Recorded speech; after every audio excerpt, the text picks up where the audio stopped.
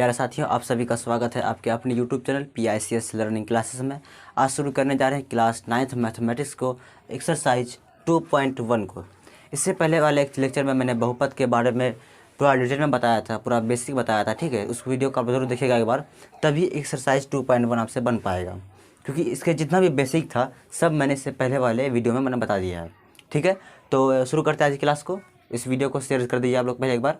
चलिए देखिए क्या कह रहा है क्वेश्चन। एक्सरसाइज 2.1 का पहला नंबर क्वेश्चन है, कह रहा है कि निम्नलिखित व्यंजकों में कौन कौन एक चर में बहुपद है और कौन कौन नहीं है, कारण के साथ अपने उत्तर दीजिए। यानी एक चर वाला बहुपद कौन सा है वो देखना है, वो चेक करना है, ठीक है। एक चर का मतलब क्या है, चर एक होना चाहिए। कितना होना चाहिए, चर एक होना चाहिए। देखिए सबसे पहले एग्जांपल देखिए ये वाला कि 4x² - 3x + 7, ये कौन सा बहुपद होगा, एक चर वाला बहुपद होगा या दो चर वाला बहुपद होगा। तो देखिए इसमें चर कितना है, चर इसमें एक ही है। चर कितना है, एक ही है। एक इसीलिए दोनों जगह क्या है, x ही है। इसका मतलब चर कितना हुआ, एक ही हुआ। अगर यहाँ पर y होता तो चर कितना होता, चर 2 हो जाता। सेम है इसीलिए चर कितना है, एक ही है। जो कैसा होगा, ये एक चर वाला बहुपद होगा। कौन, ये वाला पहला वाला है ना। कैसा होगा, एक चर वाले, हाँ एक चर वाले बहुपद। आई बात समझ में। यानी कि 4x² - 3x + 7 कितना चर वाला बहुपद है, एक चर वाले बहुपद है। क्यों, क्योंकि चर एक ही है, यानी x² है और यहाँ पर x है, y नहीं है। y होता तो फिर दो चर हो जाता, ठीक है। इसलिए सिर्फ x है तो एक चर वाला हो गया। उसके बाद आते हैं इसमें, देखिए यहाँ भी देखिए सिर्फ यहाँ y है, x है इसमें नहीं है। स्क्वायर को नहीं देखना कि स्क्वायर वो घात हो गया ना, घात नहीं देखना है, चर की बात कर रहा है ना। तो चर इसमें भी कितना है, एक ही चर, सिर्फ y है। y के अलावा कुछ है और है ही नहीं। √2 ये अचर हुआ, √2 क्या है, अचर है ना। यहाँ भी +7 का ये भी अचर है। तो चर की बात यहाँ कह रहा है। तो चर कितना होगा इसमें, एक चर होगा। कितना होगा, एक चर, यानी कि एक चर वाले क्या है, ये भी बहुपद है। आई बात समझ में, ये भी एक चर वाला है। अब देखिए 3 नंबर। सबसे पहले देखिए 3 नंबर तो बहुपद है ही नहीं। जब बहुपद ही नहीं है तो एक चर वाला बहुपद ही क्या होगा, ठीक है।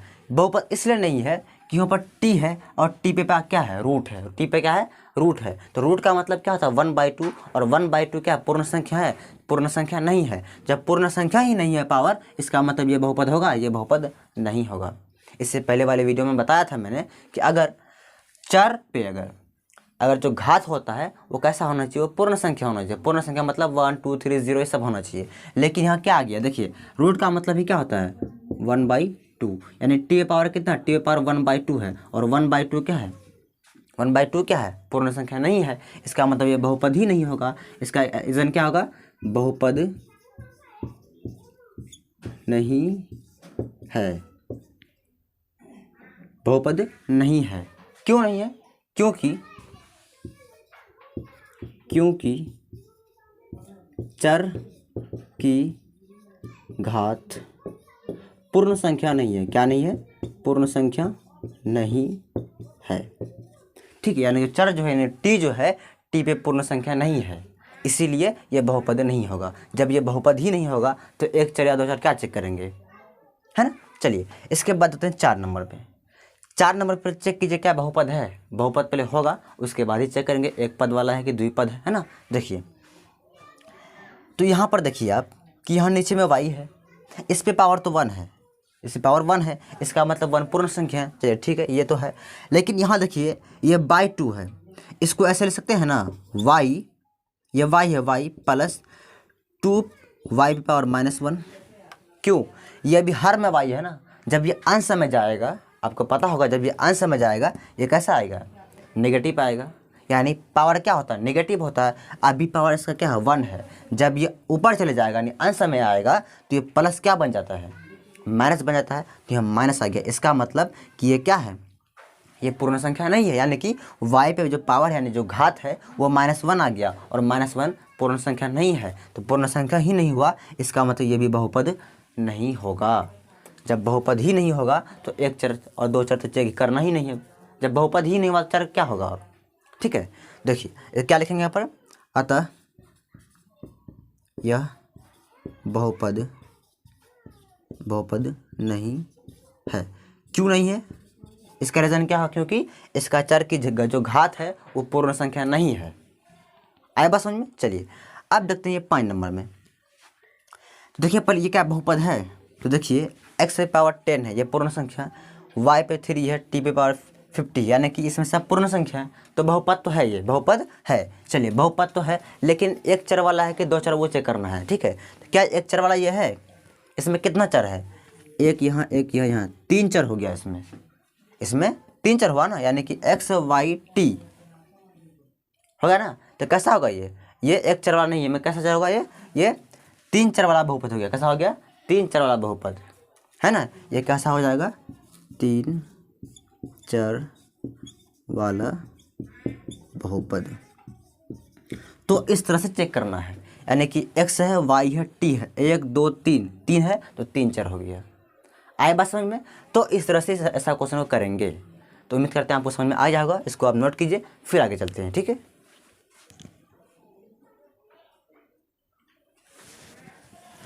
चलिए इसको मिटाते हैं।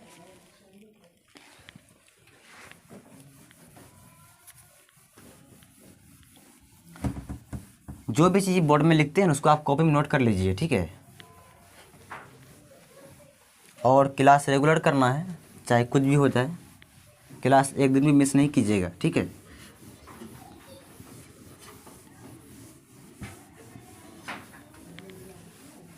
चलिए इसका चलते हैं अब 2 नंबर पे, है ना। एक्सरसाइज 2.1 का 2 नंबर क्वेश्चन देखिए क्या कहता है।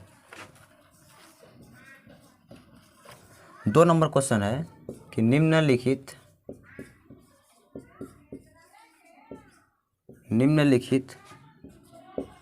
में से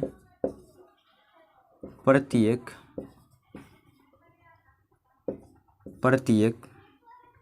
में x² का गुणांक लिखिए, यानी गुणांक लिखने कह रहा है। तो गुणांक के बारे में मैंने बता दिया इससे पहले वाले वीडियो में, है ना, कि गुणांक क्या होता है। देखिए तो पहला नंबर क्या है? 2 + x³ + x, है ना। चलिए सॉरी x³ नहीं, x² है। क्या है? x² है। उसके बाद 2 नंबर में है 2 - x पावर 2 + x³ है ना। उसके बाद 3 नंबर में है π/2 x² + x, और 4 नंबर में है √2x + 1, √2x + 1। चलिए तो देखिए यहाँ क्या कह रहा है कि x² का गुणांक, किसका गुणांक? x² का गुणांक। चलिए और कुछ नहीं है। देखिए तो x² का गुणांक मतलब ये हुआ कि जहाँ जहाँ x² है जो बहुपद है उसके गुणा में क्या है वो चेक करना है। देखिए यहाँ पर x² कहाँ पर है? इस जगह पे है, यानी इसके आगे में गुणा क्या है उसे गुणांक बोलते हैं। यानी x² के आगे में जो है उसी को क्या करते हैं? गुणांक कहते हैं। इसके आगे में किससे गुणा हुआ है? ठीक है, तो देखिए इसके आगे में कुछ नहीं तो क्या है? 1 है। यहाँ पर क्या है? 1 है, यानी कि 1 इसमें क्या है? गुणा है, गुणा किया गया है। इसका मतलब कि x² का जो गुणांक होगा, गुणांक क्या होगा? 1। क्या होगा? 1। कुछ नहीं दो पर क्या है? 1 है। उसी तरह से इसमें आते हैं। अब बताइए इसमें क्या होगा? इसमें क्या होगा? यहाँ x², यहाँ पे x³ पे ध्यान नहीं देना है, यहाँ x² बोला है तो x² पे ध्यान देना है। यहाँ भी देखिए x के आगे में कोई ना क्या 1 होता है, तो -1 होगा। यहाँ +1 नहीं, इसके आगे में प्लस था ना, +1 है यहाँ पे, इसलिए हम +1 लिखे हैं, यानी कि प्लस छिपा हुआ है। इसमें हमको माइनस दिखाना पड़ेगा, यानी यहाँ लिखेंगे कि x² का गुणांक -1। क्या होगा? -1, यानी कि प्लस और माइनस के साथ दर्शाएंगे उसको। ठीक है, यानी -1 से क्या है? गुना है। आए बात समझ में? तो उसे गुणांक कहते हैं। चलिए इसमें देखते हैं हम। यह x² है, इस पे 2 गुना में क्या है? π/, क्या है? π/2 है। क्या है? π/2 है। यहाँ क्या लिखेंगे कि एक्स स्क्वायर का गुणांक बराबर क्या होगा? π/2। क्या है? π/2, यानी इसका गुना में क्या है? π/2 ही है ना, तो वही हो जाएगा। इसमें आते हैं, देखिए इसमें कहीं एक्स स्क्वायर है? कहीं पर नहीं है क्या? नहीं है। ये समझ लिए, यहाँ ऐसा समझ लिया प्लस 0 × एक्स स्क्वायर है। क्या है? 0 × एक्स स्क्वायर नहीं है ना, हम समझ ले से ऐसा इसलिए लिखिए। देखिए 0 से गुना कीजिएगा आप एक्स स्क्वायर को, फिर तो 0 ही आएगा, ऐसा कोई मान होगा ही नहीं। सिर्फ आपको बताने के ऐसा कर रहे हैं। समझ लीजिए यहाँ पर 0 × क्या है? एक्स स्क्वायर है। इसको ऐसा लिख सकते हैं ना, यानी कि 0 को किसी से गुना कर दीजिए तो 0 ही होगा। इसका कुछ नहीं, मतलब इसका मतलब क्या? कुछ नहीं है, ऐसा ही है। बस समझाने के लिए कह रहे हैं कि जब एक्स का गुना यहाँ पर क्या हो गया? 0 हो गया, यानी जब एक्स स्क्वायर है ही नहीं उसका गुणांक क्या होगा? 0 होगा। क्या होगा? 0 होगा। आइए बात समझ में। तो यहाँ क्या लिखेंगे कि एक्स स्क्वायर का गुणांक बराबर क्या होगा? 0 होगा। ठीक है, यानी एक्स स्क्वायर कहीं पर नहीं है, इसका मतलब गुणांक क्या होगा? उसका 0 होगा उसका। ठीक है, या आप ऐसे समझ लीजिए, मान लीजिए यहाँ पर 0 गुना है इससे। ठीक है, इसका मतलब ये गुना कीजिएगा, इसका मतलब कुछ नहीं, कुछ होगा, यानी कि 0 गुना एक्स स्क्वायर कीजिए आप, तो गुना करिए के बाद 0 ही आएगा। हाँ, 0 लिखिए ना, लिखिए, कोई फ़र्क ही नहीं, मतलब समझिएगा कुछ नहीं है। ठीक है, इस तरह से लिखेंगे। तो उम्मीद करते हैं आपको समझ में आ गया होगा। ये भी इसको नोट कीजिए, फिर आगे चलते हैं। ठीक है, चलिए।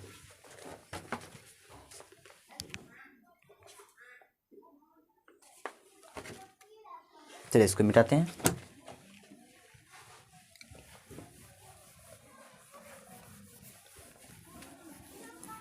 अगर आप लोग को इसी प्रकार कोई दिक्कत है, अगर मैथ में अगर समझ में कहीं पर नहीं आ रहा है, तो आप टेलीग्राम चैनल जो है, ठीक है, उसको आप ज्वाइन कर लीजिए। आपको डिस्क्रिप्शन में इसका मिल जाएगा, लिंक जो है ना मिल जाएगा, वहाँ से आप ज्वाइन कर लीजिए। और किसी प्रकार कोई दिक्कत हो तो उसको आप फोटो करके, ठीक है, उस पर डाल दीजिए, हम उसको सॉल्व करके आपको भेज देंगे। ठीक है, चलिए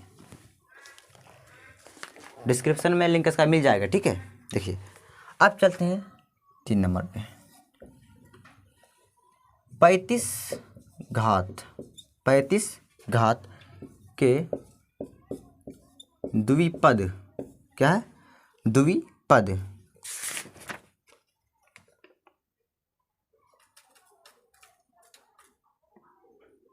देखिए 35 के घात द्विपद का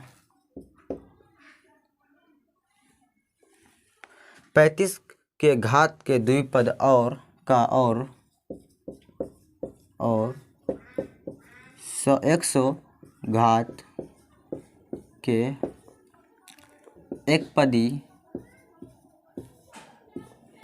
एकपदी का एक उदाहरण दीजिए। उदाहरण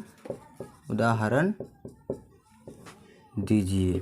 चलिए उदाहरण देते हैं, कोई बात नहीं। देखिए यानी ये कह रहा है कि 35 के घात द्विपद, यानी कि 35 घात वाला द्विपद यानी कि 2 पद का एक उदाहरण देना है, और 100 घात के एक पद वाला एक उदाहरण देना है। आई बात समझ में? यह क्वेश्चन ये कह रहा है कि 35 घात का कोई भी आप द्विपद का एक उदाहरण देना। द्विपद वाला है यानी कि 2 पद होना चाहिए। ठीक है, उसके बाद 100 घात के एक पद का एक उदाहरण दे, यानी कि घात कितना होना चाहिए? 100 होना चाहिए। और कितना पद होना चाहिए? एक ही पद होना चाहिए। ठीक है, चलिए कोई भी आप एग्जाम्पल ले लीजिए। देखिए ऐसे लेते हैं 35 घात के द्विपद है ना, क्या हो जाएगा? देखिए घात कितना होना चाहिए? 35 होना चाहिए। मान लीजिए एक से पे कितना देंगे? 35 + 4। देखिए घात कितना हुआ? 35, और पद कितना हुआ? 2 पद नहीं हुआ, मतलब द्विपद हो गया। कोई एग्जाम्पल आप ले सकते हैं, आप कुछ भी ले सकते हैं, लेकिन पावर क्या होना चाहिए? 35 ही होना चाहिए, है ना। यानी घात कितना होना चाहिए? 35 होना चाहिए। आप y पे पावर 35 ले सकते हैं, लेकिन 2 पद होना चाहिए। आप 4, 5 से कुछ भी ले लीजिए, 2 पद होना चाहिए। ठीक है, यह हुआ इस वाला का। अब देखिए क्या करा, 100 घात के एक पदी, इसमें एक ही पद होना चाहिए, यानी कि 100 का घात। इधर देखिए 100 घात के एक पदी, यानी कि 100 का घात होना चाहिए और पद एक ही होना चाहिए। तो हम ऐसा ले सकते हैं ना, देखिए यानी ऐसे कर दीजिए x पे पावर 100 या y पे पावर 100 कर दीजिए, दोनों में कुछ लिख दीजिए, है ना, या ये वाला मान लीजिए इसी को लिखते हैं, यही वाला लिखते हैं, ठीक है, कोई बात नहीं। पद एक ही हुआ ना, और घात कितना हुआ 100, क्योंकि एक ही पद बोला था इसलिए एक पद दिए हैं और घात कितना हो गया 100। आए बात समझ में? तो इस तरह से करेंगे। चलिए इसको भी नोट कीजिए, फिर आगे चलते हैं। चलिए इसको मिटाते हैं।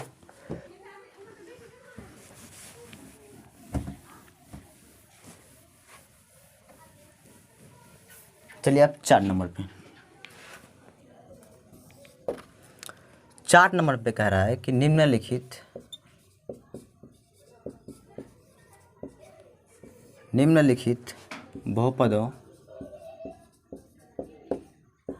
बहुपदों में से प्रत्येक बहुपद की घात लिखिए। देखिए नंबर 1 में है 5x³ plus 4x² plus 7x। Number 2 पे है 4 - y²। नंबर 3 में है 5t - √7। चलिए उसके बाद 4 नंबर पे है 3, क्या है 3। चलिए तो कह रहा है निम्नलिखित बहुपद में प्रत्येक बहुपद की घात लिखना है, यानी कि सर घात कितना है हमको वो बताना है ना। तो चलिए घात बताते हैं अभी। देखिए यहाँ पर इसमें देखिए क्या क्या घात है, इसमें 3 भी है 2 भी है, 3 भी है 2 भी है, लेकिन जिसका घात अधिक होगा उसी का नाम देंगे।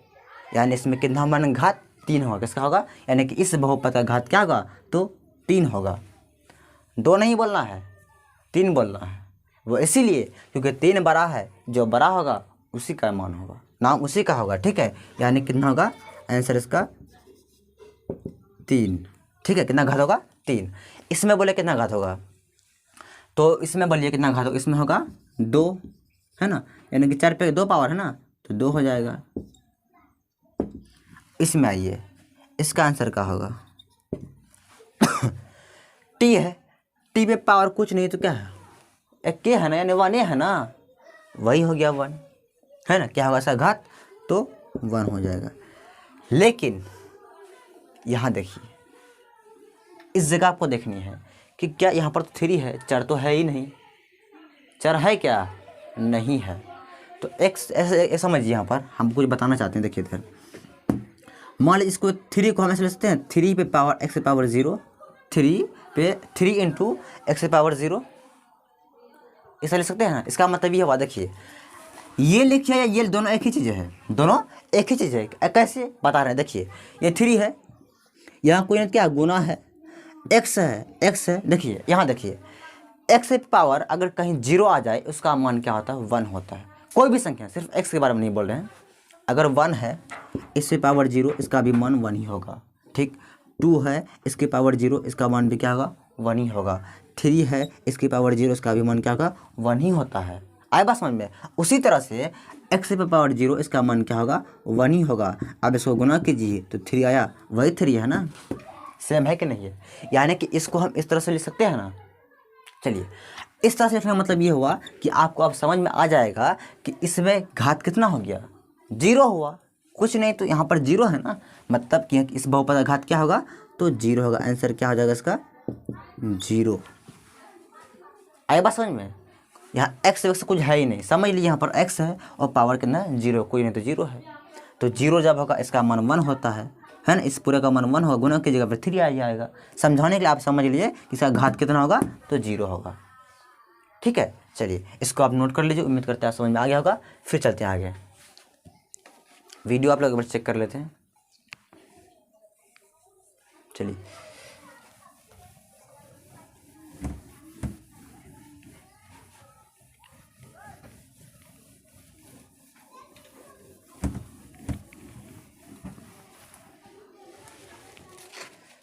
चलिए लास्ट क्वेश्चन है 5 नंबर।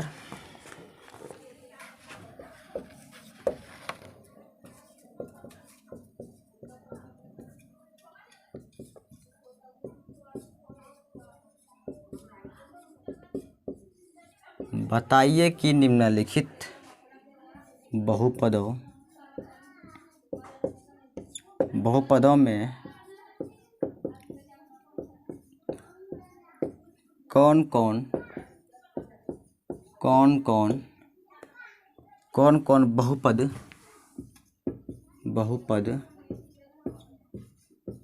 रैखिक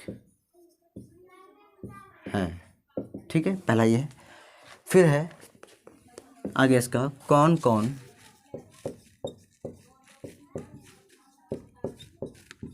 कौन द्विघाती है। क्या है? द्विघाती है।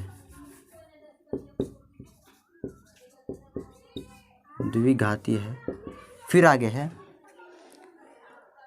कौन द्विघाती है और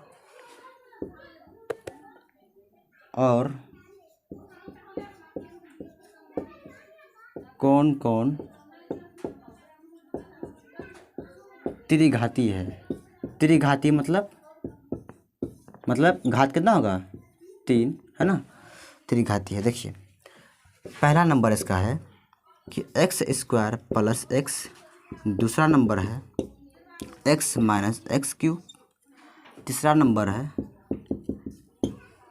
y + y⁴ + 4, है ना। और चौथा नंबर है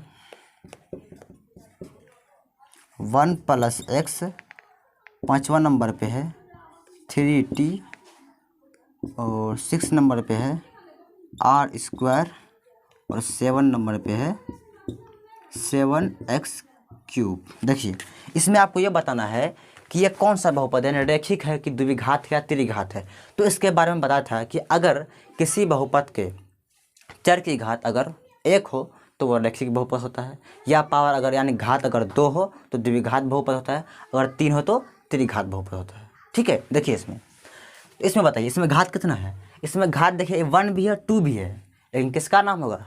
2 का। क्यों? क्योंकि 2 क्या है? बड़ा है इसमें, यानी एक कैसा बहुपद होगा? तो 2 मतलब द्विघात होगा इसमें, यानी कि एक कैसा बहुपद होगा? द्विघाती। कैसा होगा? द्विघाती। ठीक है, ये बताइए कैसा होगा? इसमें बड़ा 3 है तो कैसा बहुपद होगा? ये त्रिघाती। क्या हो जाएगा? त्रिघाती। और ये इसमें पावर बड़ा क्या है? 2 है, कैसा होगा? द्विघाती हो जाएगा, है ना। इसका आंसर क्या होगा? द्विघाती। चलिए अब इसमें आते हैं। इसकी पावर को यूनिट क्या है? 1 है, मतलब कैसा? रैखिक। इसका पावर 1 होगा, रैखिक बहुपद होगा, यानी कि रैखिक।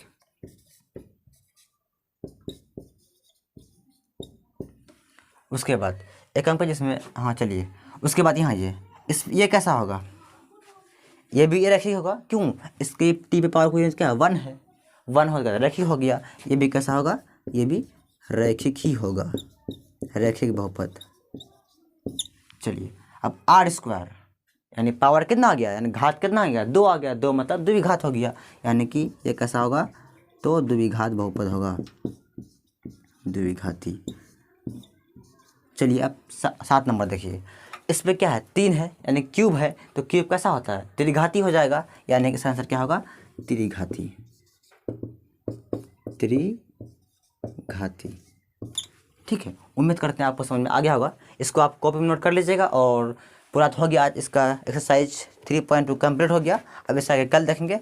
और इस वीडियो को आप लोग शेयर जरूर कीजिएगा। ठीक है, 2.1 कंप्लीट हो गया है। जितना बताएं इसको रिवीजन कीजिएगा, बार बार रिवीजन करना है। कोई डाउट हो, ठीक है, तो डिस्क्रिप्शन में इसका लिंक मिल जाएगा टेलीग्राम को, उसमें जरूर जाइए। और कोई दिक्कत उसमें आप मैसेज करके बताइए हमें, उसका हल ज़रूर करेंगे हम। तो आज यहीं तक रखते हैं, फिर कल देखेंगे। बाय।